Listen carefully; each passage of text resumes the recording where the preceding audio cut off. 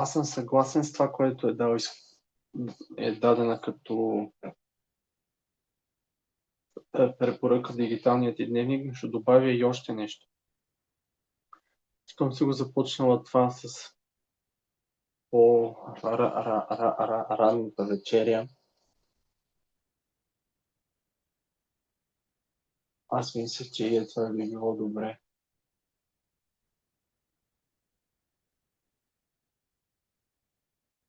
С писането.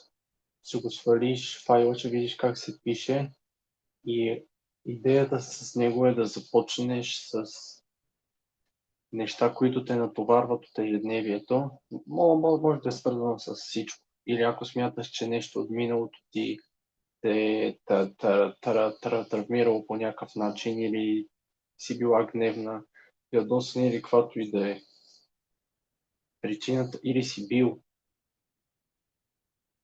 И идеята е, че това нещо се отразява много добре на ето тези оплаквания, които са отбелязани тук, с тревожност, напрежение и по принцип тези оплаквания, те имат връзка и с храносмилането, защото когато ума не е спокоен и храносмилането много често страда.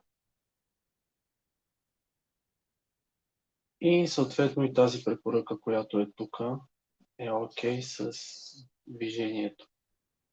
Даже може и след храна да го правиш. Може и на гладно, може и вечер.